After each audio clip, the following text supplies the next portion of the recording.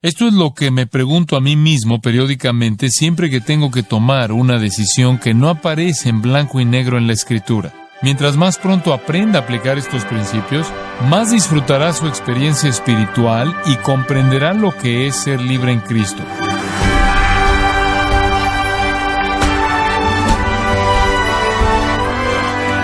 Compartir algunos aspectos muy prácticos de mi vida a manera de tornar en fáciles las decisiones difíciles. Voy a agrupar aspectos prácticos de la palabra de Dios, pero antes de hacerlo les propongo una pequeña introducción. La Biblia es bien explícita en lo referente al pecado. No hay razón para cuestionar lo que Dios prohíbe. Podemos recorrer el Decálogo, los 10 mandamientos, donde Dios presenta aquello que Él no permite. Hay otras cosas que Dios nos manda a hacer y a no hacer. Nosotros no estamos en oscuridad acerca del pecado. Los mandamientos expresamente explicados en las Escrituras son muy claros. Sabemos lo que es malo. Sabemos lo que es bueno con relación a muchas cosas porque Dios nos ha dado una palabra muy clara. Entonces, no trataré de hablar acerca de lo que está en la Escritura explícitamente como bueno y explícitamente como malo. Más bien quiero hablar sobre lo que cae en el centro de ambos extremos, porque estos son los temas que realmente plantean los problemas difíciles cuando enfrentamos la toma de decisiones. Si alguien les propusiera la posibilidad de mentir, estafar, robar, matar, cometer adulterio o codiciar, es obvio que no es aceptable.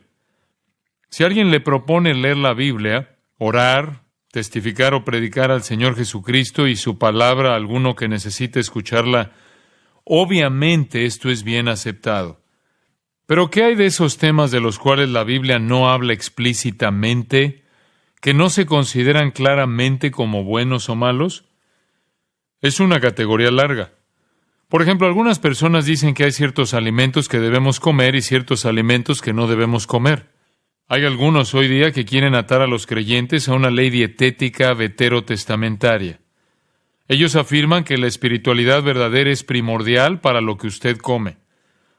Ellos dirían que si usted come carne de cerdo o cualquier otra cosa que no está autorizada por la ley del Antiguo Testamento, usted comete pecado. Otras personas afirman que los cristianos pueden tomar ciertas bebidas y otras no. Si toma de las bebidas prohibidas, es pecaminoso, pero otras bebidas no lo son.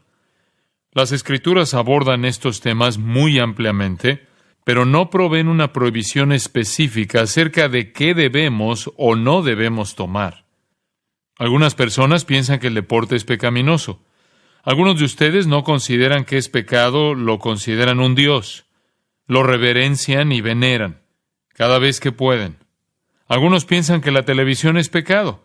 Si tienes un televisor, tú no eres espiritual. Bueno, es cierto que algunas personas que ven televisión están como zombies, clavan los ojos en el televisor. No importa qué pasa, aún un patrón de prueba despierta sus fantasías y estarían mirándolo hasta que se gastan los fusibles. Hay algunos que creen que si usted va a un cine ha cometido pecado. Si usted entra a un teatro está participando en la inmoralidad. Está aportando dinero a la impía industria cinematográfica. Otros afirman que el cine es solo una diversión. Es entretenido y relajante. Usted puede ver la belleza en la visión del cineasta. Muchos creen que si usted el domingo hace algo diferente de ir a la iglesia o leer la Biblia, ha caído en pecado. Pero no es así. Cuando yo era un chico joven y me criaba en la costa este de Filadelfia, los domingos no me permitían hacer nada que se pareciera siquiera a la recreación. Llegábamos a casa vestidos con nuestros pequeños trajes Lord Fauntleroy, con cuellos duros pequeños y corbatas pequeñas, y nos sentábamos en el sofá todo el día. Usted no podía leer historietas, no podía leer la página deportiva, no podía ver televisión, no podía salir al patio y jugar a las atrapadas, no podía dar un paseo. Era algo triste para nosotros. El único pecado que podíamos cometer, y podíamos cometerlo todo lo que quisiéramos, era el pecado de la glotonería. Podíamos engullirnos a nosotros mismos los domingos. La mayoría de las mujeres pasaba toda la mañana inventando estas comidas tremendas por las que pecábamos toda la tarde, pero no podíamos luego rebajar. Teníamos que aguantar las consecuencias de nuestro pecado. Pero ese pecado era tolerable. En muchos círculos evangélicos hoy día todavía lo es. Regresando, me permitían jugar cartas, siempre y cuando las cartas no tuvieran impresos al comodín, las espadas, el trébol y el diamante. Si tenían cualquier otra cosa menos esos símbolos, no había problema. Pero si alguno de esos símbolos estaba en ellas, eran pecaminosas. Ninguna persona que se respetara tomaría alguna vez una carta y vería alguno de aquellos símbolos en ellas, sin dejarlas inmediatamente por miedo a cometer pecado. Entonces podía jugar al hoyo y gritar, vociferar y lanzar cosas. Todo eso estaba bien, menos mirar lo que estaba en las cartas. Además de las cartas, algunos creen que ciertos juegos son pecaminosos. Juegos como el Monopolio enseñan el materialismo. Debió haber existido un juego llamado Humildad y Pobreza, para aquellos que realmente querían aplicar la espiritualidad a su vida recreativa. Muchas personas creen que es pecaminoso poner pitillos de tabaco en su boca, prenderles fuego y echar humo a través de su nariz. En el sur, donde se cultiva el tabaco, no es común ver a diáconos de las iglesias fumando. Por supuesto, no estoy hablando de los daños a la salud inherentes al tabaco, sino que no está prohibido en las Escrituras. Otros dicen que si su cabello está muy largo es pecado. Si está muy corto, no es pecado a menos que esté realmente muy corto, porque podría aparentar que es homosexual. Así que usted necesita encontrar un punto intermedio en el que no esté pecando con ninguno de estos dos largos. Hay personas que consideran que algunos estilos de ropa son básicamente el reflejo de una sociedad pecaminosa. Yo no entiendo las modas de hoy. Personalmente creo que Dios es simétrico. A Él le gusta el balance. Veo ropas hoy día que no siguen la simetría, pero esa es mi opinión. Como que me gusta tener un bolsillo en ambos lados de mi camisa. ¿Qué puedo decir? Algunas personas sienten que ciertos estilos de música son pecaminosos. La música rock es pecaminosa y yo incluso puedo estar de acuerdo con eso. Para muchos, la música country y la música del oeste definitivamente son sagradas. Ellos no están escuchando las letras. Algunos no tienen problemas con que chicos y chicas naden juntos. Hay muchos del sur, que creen que es pecado. Ellos lo llaman baño mixto y está prohibido. Hay muchos temas como estos que solo he mencionado que la Escritura no trata en particular. Esto quiere decir que nosotros tenemos que tomar algunas decisiones. La manera más fácil es confeccionar una lista de reglas, crear sencillamente un comité en conjunto y dejarlos decidir a ellos acerca de lo que es bueno o malo. Nosotros entonces viviríamos a partir de esas reglas. Si usted guarda las reglas, usted es espiritual. Si usted no guarda las reglas, usted es carnal. Esta es la solución fácil. Como cristianos necesitamos conocer cómo tomar decisiones sobre este tipo de asuntos.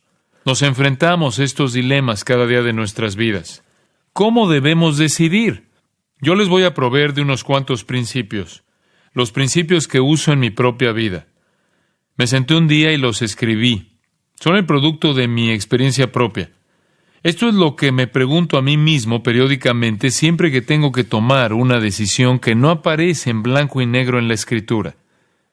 Mientras más pronto aprenda a aplicar estos principios, más disfrutará su experiencia espiritual y comprenderá lo que es ser libre en Cristo y a la vez sometido a su propósito perfecto.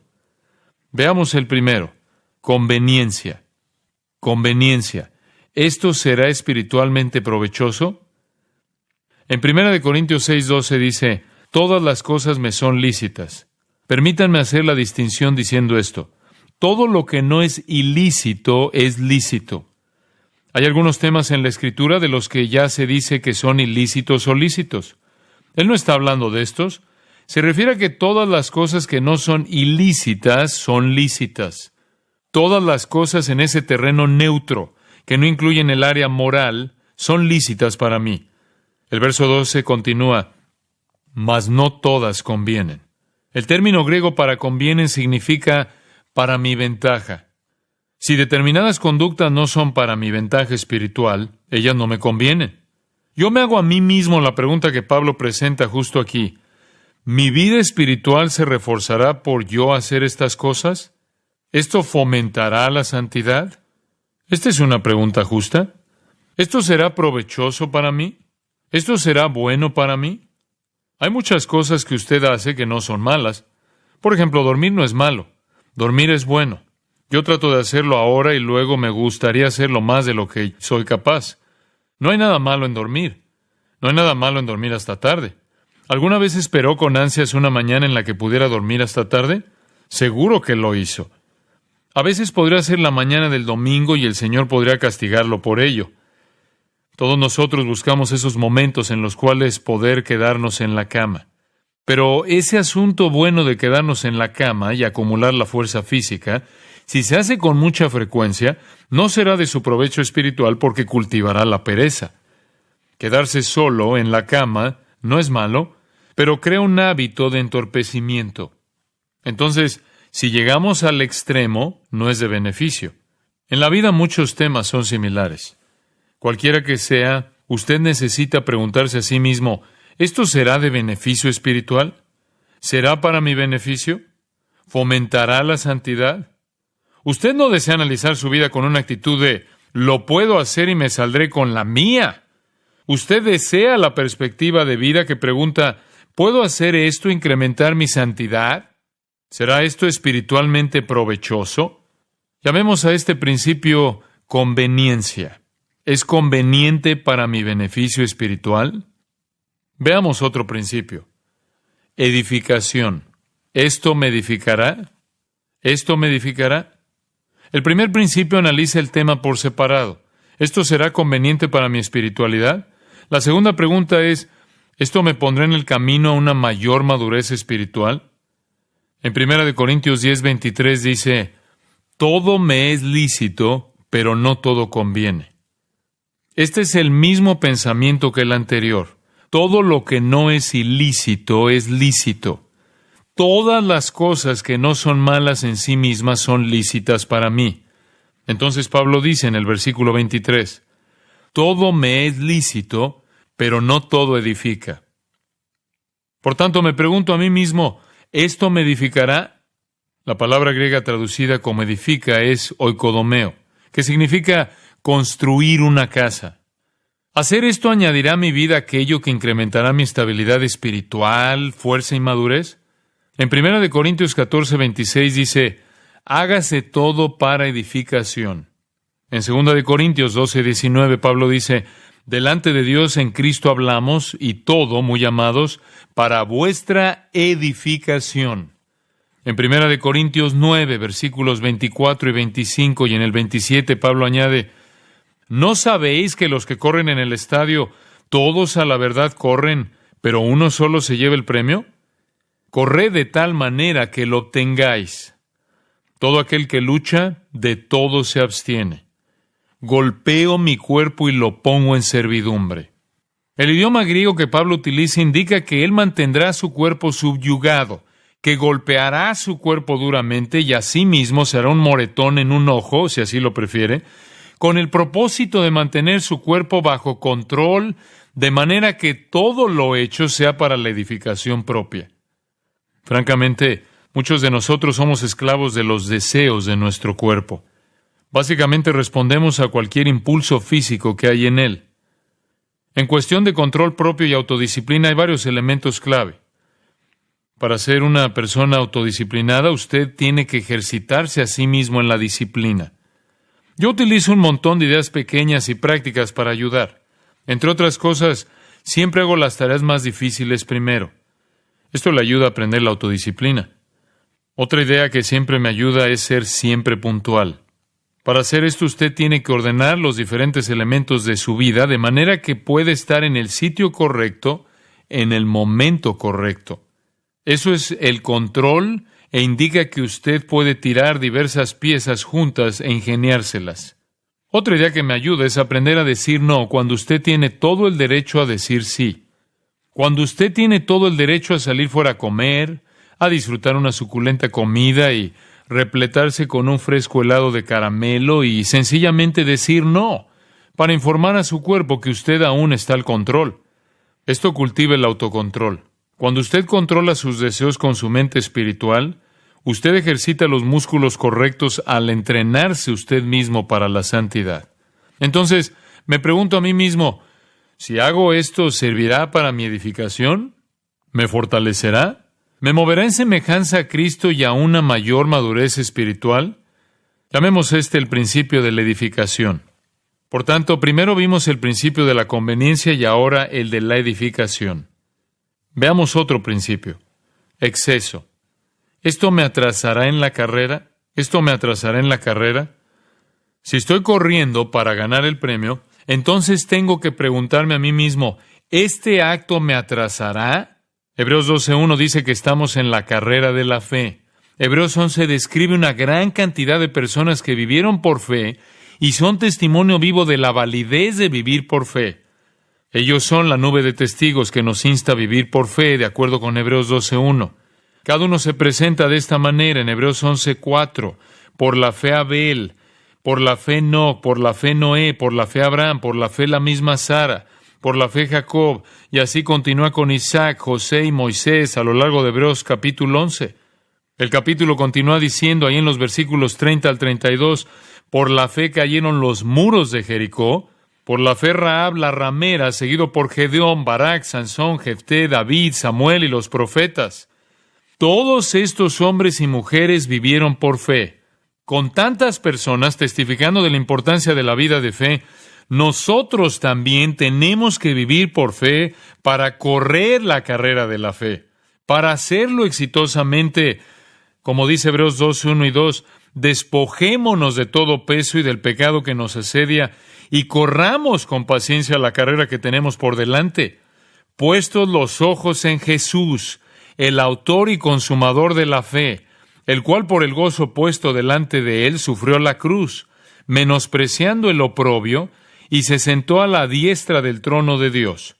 Lo que quiero que noten es, despojémonos de todo peso y del pecado. Entonces, ¿a qué conclusión llega a partir de esto? El peso es diferente del pecado. Tenemos que dejar atrás el pecado y tenemos que dejar atrás el peso. ¿Cuál es la diferencia? Participar en esta carrera, del griego agón, de la que obtenemos la palabra agonía. La vida dura de fe requiere determinación, perseverancia y autodisciplina. Para hacerlo así debemos dejar a un lado todo peso y también el pecado. La pregunta es, ¿a qué se refiere todo peso, toda carga? La palabra griega es onkos, significa sencillamente bulto. No es el pecado, son sencillamente bultos inútiles, cosas que nos agobian, nos distraen de nuestras prioridades, captan nuestra atención, absorben nuestra energía y hacen decaer nuestro entusiasmo por las cosas de Dios. Por ejemplo, utilicemos a un atleta que va a competir en los 100 metros planos en un evento de categoría mundial. Déjeme decirle que antes de correr en la carrera de 100 metros, él salió y se emborrachó y cometió pecado de disipación y entonces trató de correr. Él estaría corriendo sin rechazar su pecado. Él pecó contra su propio cuerpo y absorbió sus fuerzas. Ahora, vamos a asumir que él entrenó perfectamente, hizo todo lo que se suponía que debía hacer durante la preparación.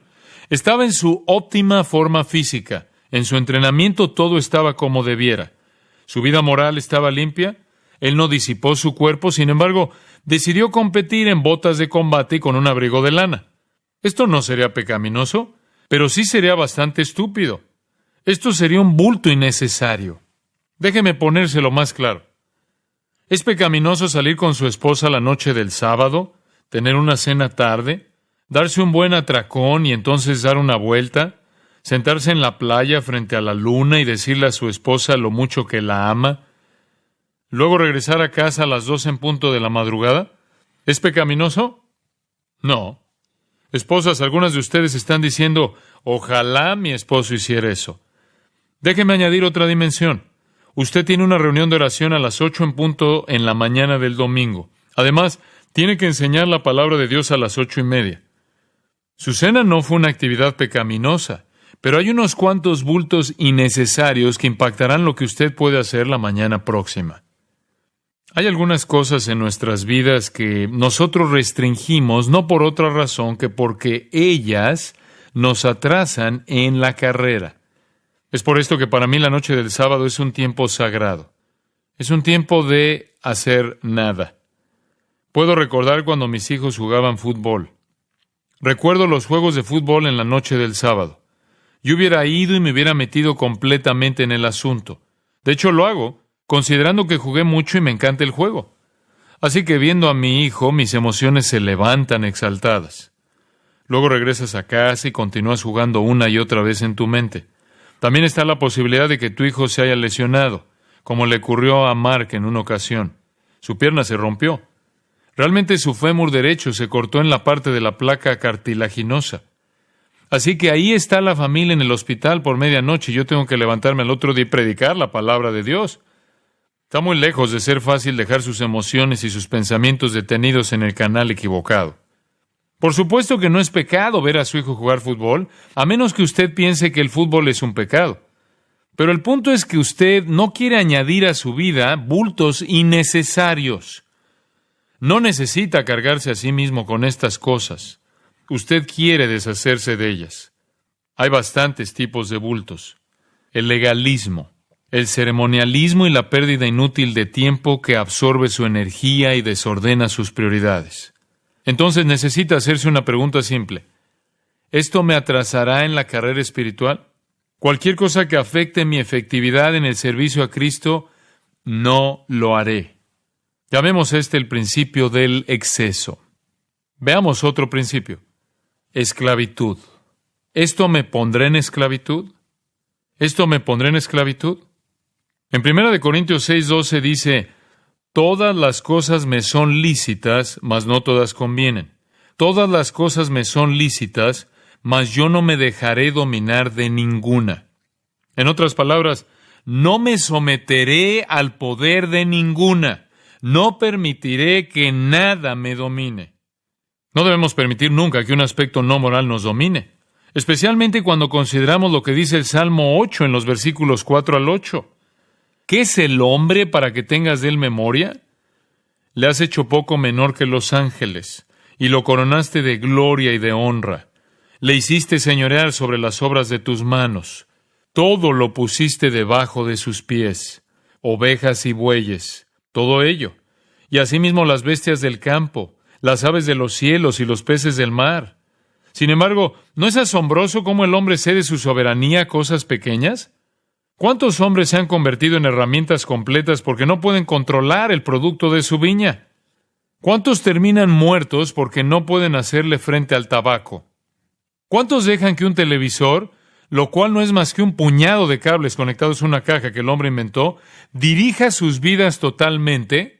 Entonces la televisión es un monarca, es soberana y el hombre no es solo un esclavo de ella. Las drogas, descubiertas por el hombre para el beneficio de aquellos que las necesitaban, se han convertido en las dueñas de muchos hombres y mujeres. Hay muchas cosas que vienen de la creación que pueden esclavizarnos, las cuales Dios diseñó para que nosotros las gobernáramos. Entonces me pregunto, ¿me pone esto a mí en esclavitud? Recuerdo particularmente un predicador que ejercía como evangelista, quien finalmente tuvo que dejar el evangelismo porque estaba tan afectado con pérdidas de dinero en el golf, que literalmente se llevó a sí mismo a la bancarrota. Él llegó al punto de jugar por $300 o $400 el hoyo en un partido de golf. Hay muchas personas en este mundo controladas por una pelota pequeña y redonda. Hay ciertas cosas que tienen inherentes a ellas la posibilidad de tomar el control de las personas. Yo veo que esto ocurre con ciertos tipos de música. Algunos jóvenes están dominados por cierta música. Hay personas que se quedan paralizadas y no pueden llegar a casa y ver la última telenovela. Hay tantas cosas que nos pueden llevar a la esclavitud. Llamémosle el principio de esclavitud. Por tanto, usted debe preguntarse, ¿esto me esclavizará? ¿Tiene esto potencial para convertirme en su esclavo? Veamos otro principio. Evasivas. ¿Esto encubrirá hipócritamente mi pecado? ¿Esto encubrirá hipócritamente mi pecado? ¿Estoy haciendo algo en nombre de la libertad cuando la verdad es que estoy complaciendo realmente mi propio pecado? Usted quiere decir, yo soy libre en Cristo, por lo tanto soy libre para disfrutar estas cosas. Usted es libre, pero usted está encubriendo avidez o su deseo pecaminoso.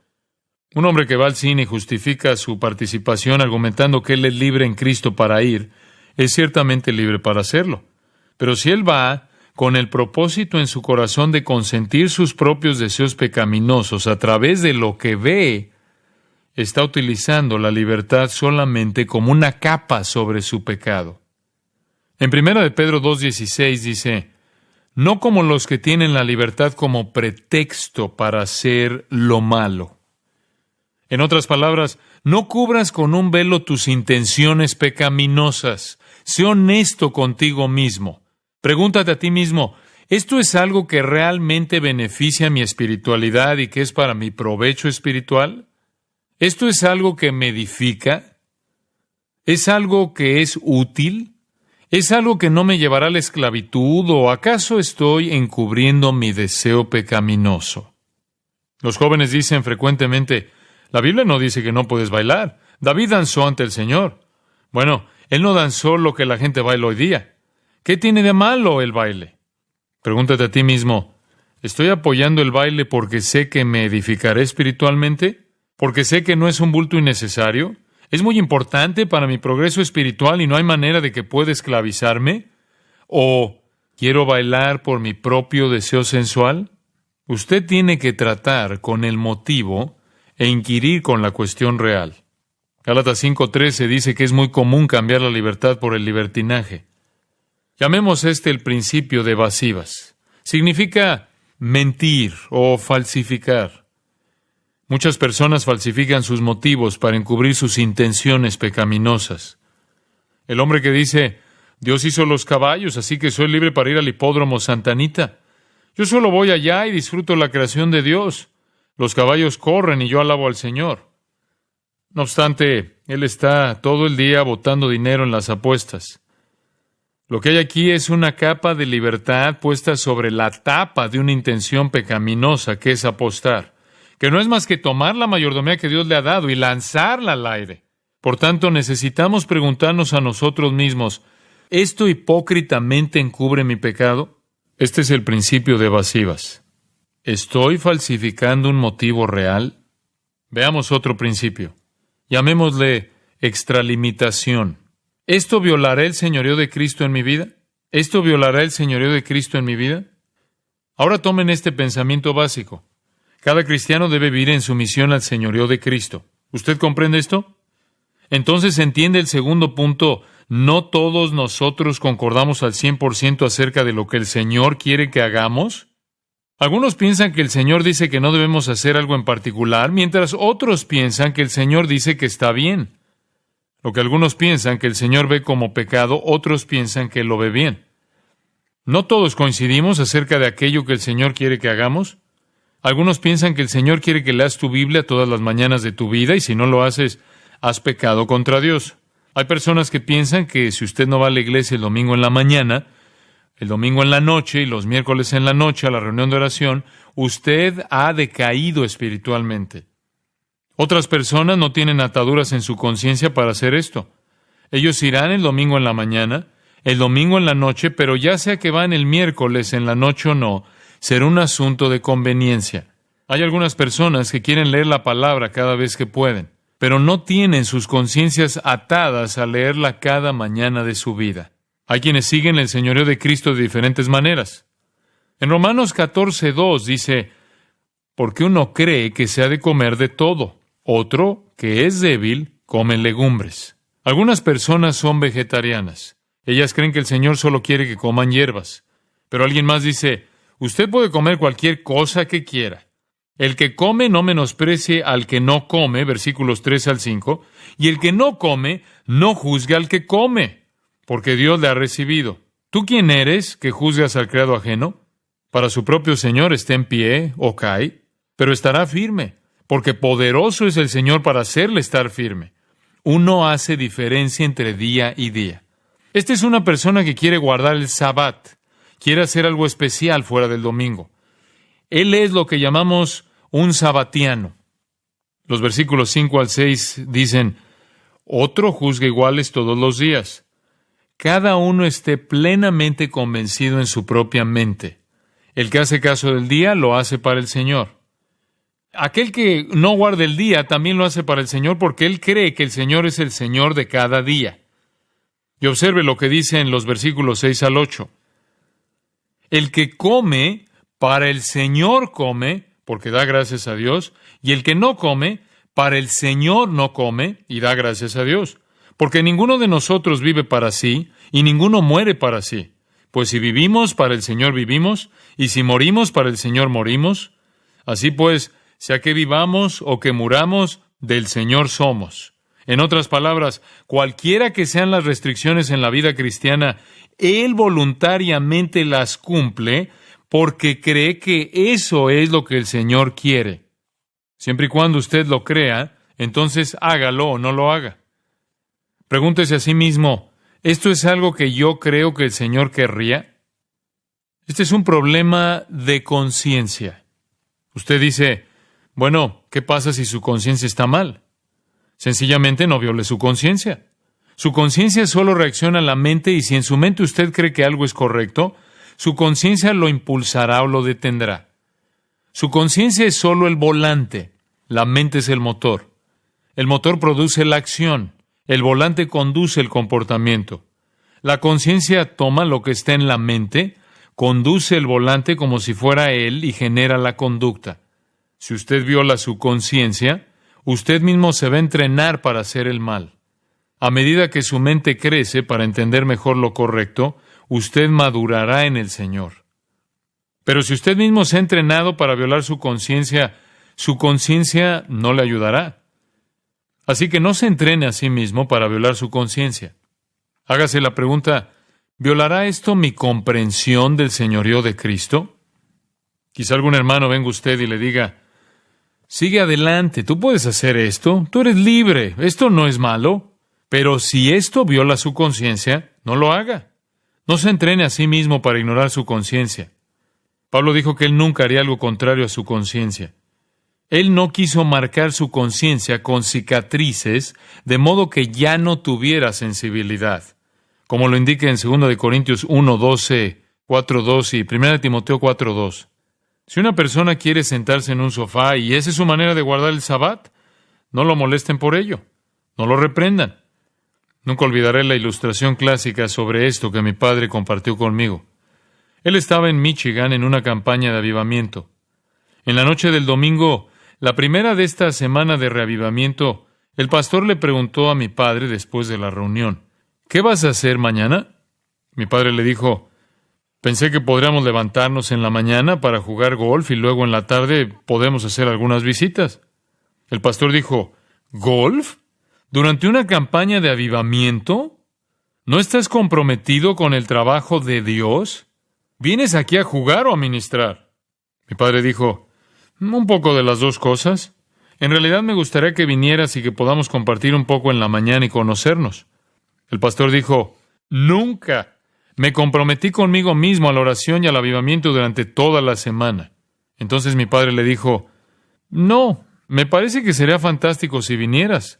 El director musical va a ir y sería bueno si vienes. No, yo nunca haría eso, nunca haría eso. Bueno, el lunes por la mañana mi padre y el director musical estaban en el campo de golf y adivinen quién apareció. El reacio pastor, quien según me contaron la historia, dijo, voy a hacer esto, pero sé que no debo hacerlo.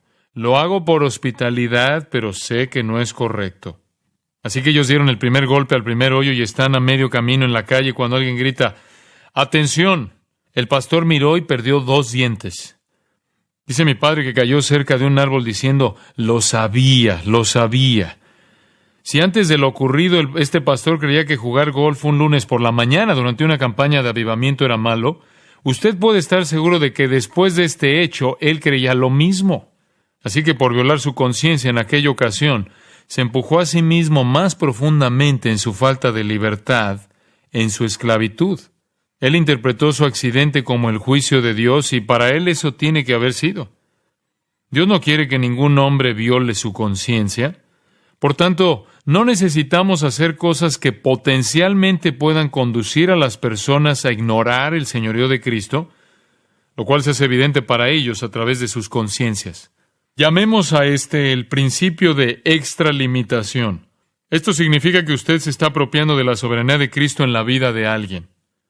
Si yo elijo hacer algo, esto debe adecuarse a aquello que creo es la voluntad de Cristo, mi Señor. No debo violar esto. Violarlo significa tomar el control de mi vida, usurpar el señorío de Cristo. Yo no quiero hacer eso. Eso es extralimitarse. Veamos otro principio. Ejemplo. Ejemplo. ¿Este ejemplo será de ayuda a otros cristianos? ¿Este ejemplo será de ayuda a otros cristianos? Nosotros ciertamente debemos gobernar nuestras vidas a partir de cómo se sienten otros cristianos con lo que hacemos. Observe lo que dice 1 Corintios 8, versículos 9 al 11. Ahí Pablo escribe: pero mirad que esta libertad vuestra no venga a ser tropezadero para los débiles. Porque si alguno te ve a ti, que tienes conocimiento, sentado a la mesa en un lugar de ídolos, la conciencia de aquel que es débil ¿no será estimulada a comer de lo sacrificado a los ídolos? Y por el conocimiento tuyo, se perderá el hermano débil por quien Cristo murió. Por seguir el ejemplo suyo, Él viola y daña su conciencia que es débil. Por tanto, usted ha pecado contra Él y ha pecado contra Cristo. No lo haga. En 1 Corintios 9, 1 al 18, Pablo dice que aunque tiene el derecho de recibir el pago por su ministerio, él escoge no recibir el pago porque no quiere ofender a nadie. Romanos 14, 13 al 18 nos enseña básicamente a no poner piedra de tropiezo u ocasión de caer en el camino del hermano. Si tu hermano se aflige a causa de lo que escoges comer, cambia tu comida. Así lo expresa Pablo en Romanos 14, 19 al 21, diciendo: así que sigamos lo que contribuye a la paz y a la mutua edificación. No destruyas la obra de Dios por causa de la comida. Bueno es no comer carne, ni beber vino, ni nada en que tu hermano tropiece. En una ocasión en que volaba desde Charlotte, en Carolina del Norte, hacia mi casa, la aeromoza se acercó por el pasillo y me preguntó si deseaba champaña con mi desayuno. A mí personalmente me gusta el jugo de naranja y nunca había tenido champaña. Pero el pensamiento vino a mi mente. ¿Me interesa conocer el sabor de esto? Dije: no quiero champaña. Entonces ella continuó por el pasillo. Un poco después me paré para estirar las piernas y mientras estaba parado en el pasillo, un hombre que estaba a unos 2 asientos detrás vino y me dijo: ¿yo lo conozco usted? Usted es John MacArthur. Yo dije: ¿así es? Él dijo: oh, es maravilloso conocerlo. Yo estoy estudiando para el ministerio y tengo sus grabaciones. Entonces continuó sin parar con su maravilloso testimonio. Él era de Samoa y estaba viajando para llevar todas nuestras grabaciones a Samoa. Justo momentos antes de este encuentro, estaban ofreciéndome champaña con el desayuno. Esto me recordó que usted puede saber cuándo lo están observando y usted puede no saber cuándo lo están observando. La norma para su vida es lo que marca el ejemplo. Es tan maravilloso ser capaz de limitar su libertad y conocer que esto puede fortalecer a alguien más. De hecho, él comentó que me había estado observando durante todo el vuelo y esperando con ansias la oportunidad de hablar conmigo. Así que esto fue para mí un recordatorio excelente del hecho de que las personas siempre están observando. Tenemos que hacernos la pregunta: ¿este ejemplo será de ayuda a otros cristianos? ¿Estoy haciendo algo que marca un ejemplo para ellos? Aún esos asuntos insignificantes en su vida, la disciplina de su vida, el hecho de que usted cuide su dieta o que usted aparte un tiempo en particular para estudiar, expresa una medida a aquellos que examinan modelos a seguir. ¿Quiero que los cristianos más débiles sigan mi modelo? Llamemos a este el principio del ejemplo. ¿Hasta dónde hemos llegado? Hemos visto el principio de conveniencia, edificación, exceso, esclavitud, equivocación, extralimitación y ejemplo. Y vayamos al número 8. Evangelismo. ¿Esto conducirá a otros a Cristo? ¿Esto conducirá a otros a Cristo? ¿Verán ellos la diferencia en mi vida? Permítanme mostrarles una ilustración clásica tomada de 1 Corintios 10. Es muy práctica. Esta es la ilustración. Hay 2 cristianos. Uno es un cristiano muy fuerte y maduro. Él puede comer la carne ofrecida a los ídolos sin violar de este modo su conciencia, porque él conoce que es verdad lo que dice 1 Corintios 8:4, que un ídolo no es nada. ¿Cuál es el problema? Aquellos que adoraban ídolos debían ir a un gran templo y llevar su ofrecimiento, que era alimento, y ponerlo en el altar.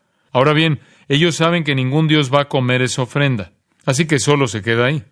Por tanto, después de permanecer ahí por un tiempo, a la vez que cientos y cientos de personas continúan poniendo alimentos, los sacerdotes toman estas ofrendas y se quedan con lo que quieren comer. Pero no pueden comerlo todo porque la cantidad de sacerdotes es menor que la de aquellos que llevan ofrendas. Por lo que en la parte trasera del templo ponen a funcionar un negocio anexo, que es la carnicería del templo. Lo que no quieren lo venden en la calle a buen precio, pues no imponen sobreprecio para ellos. El producto lo obtuvieron gratis. Así que si usted quiere comprar carne barata, la compra en la carnicería del templo. Es lógico. Su esposa compraría ahí y la mía también. Ahora, un creyente maduro que se da cuenta que un ídolo no es nada, no se va a sentir perturbado porque esta comida en un momento se había ofrecido un ídolo muerto. Sin embargo, imaginen que él sale a comprar comida con un cristiano nuevo que recién se convirtió de esa misma idolatría. Él tiene en su mente la idolatría pagana, el ritual de adoración, las orgías, las prostitutas del templo, toda la escena desagradable, grosera, inmoral. Si le dijeron que algo que iba a comer era carne ofrecida a aquel ídolo, le provocará náuseas. No puede hacerlo. Él es un hermano más débil que no entiende su libertad, pero nosotros entendemos lo que él acaba de dejar. Ahora bien, imaginemos que ellos dos, el débil y el fuerte, tienen un amigo en común que no es creyente. Ellos quieren ganarlo para el Señor. Así que el amigo incrédulo los invita a ambos para una cena. Esa es la idea del versículo 27. Si algún incrédulo os invita y queréis ir, de todo lo que se os ponga delante comed, sin preguntar nada por motivos de conciencia. Sin embargo, ¿qué ocurre cuando el anfitrión les informa a ambos que la carne servida se sacrificó en el templo de ídolos? Supongamos que el anfitrión salió de la habitación a buscar el resto de la comida. ¿Qué pasará en la conversación? El cristiano fuerte está en una disyuntiva. El hermano débil le dice, «Yo no puedo comer eso». El hermano fuerte le responde, «Pero si no lo comes, ofenderemos al hombre que estamos tratando de evangelizar». Mas si lo hacen y comen la carne y no ofenden a aquel que tratan de evangelizar, el hermano fuerte habrá ofendido a su hermano débil y le causará el tropiezo. Entonces el dilema es, ¿ofendes a un hermano débil en Cristo u ofendes a un incrédulo? ¿Qué dice el versículo 28?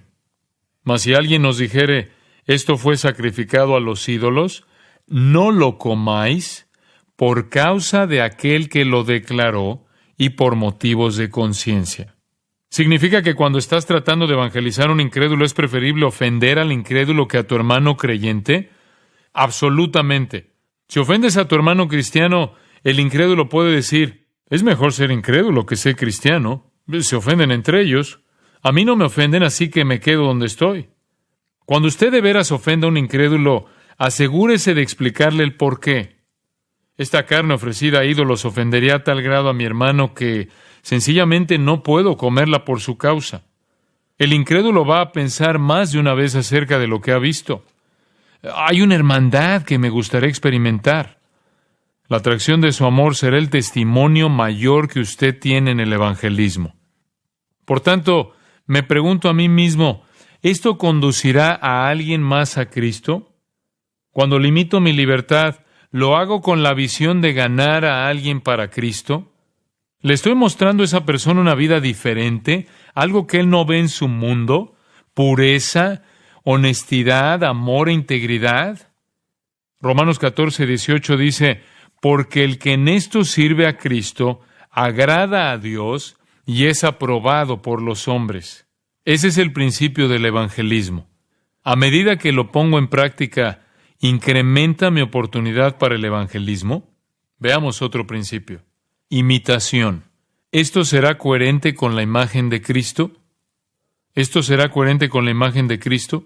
Dicho de otra manera, ¿Jesús lo haría? ¿Jesús diría esto? Muchas veces nos damos cuenta de que Jesús no hubiera dicho algo que ahora mismo dije o que Jesús no hubiera hecho lo que ahora mismo hice.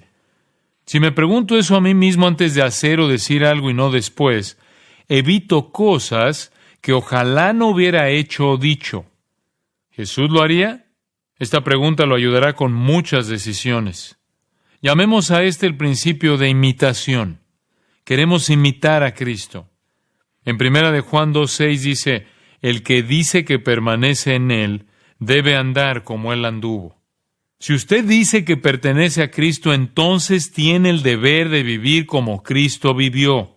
Por tanto, me hago la pregunta, ¿Jesús haría esto? ¿Es esto consecuente con Él, con la imagen de Cristo? Es una pregunta que hace reflexionar. Veamos un último principio. Exaltación. ¿Glorificará esto a Dios? ¿Glorificará esto a Dios? En 1 Corintios 10:31 dice, si pues coméis o bebéis o hacéis otra cosa, hacedlo todo para la gloria de Dios. Este es el principio de la exaltación. ¿Glorificará esto a Dios? Llamémoslo el principio de la exaltación. ¿Mi vida va a darle la gloria a Él? ¿Exaltará a Dios lo que yo hago?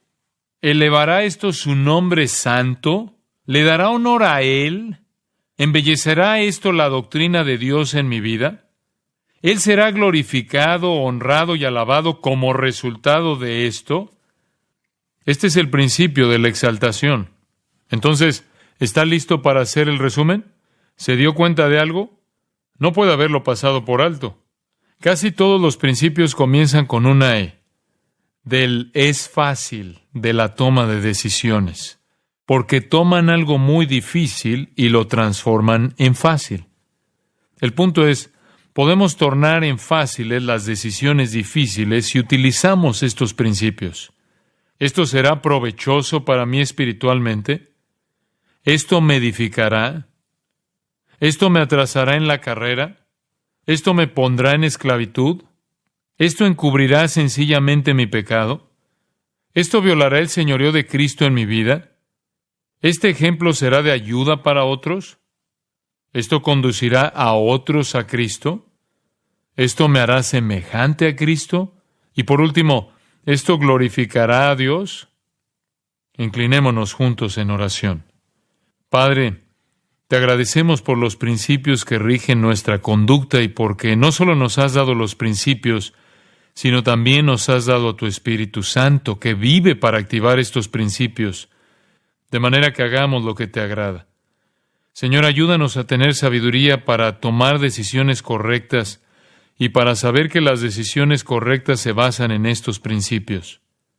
Permítenos experimentar la aplicación de estas verdades en nuestras propias vidas y te agradecemos por lo que eres para nosotros, por lo que nos has provisto a través de tu palabra y a través de tu Espíritu. En el nombre de Cristo oramos. Amén.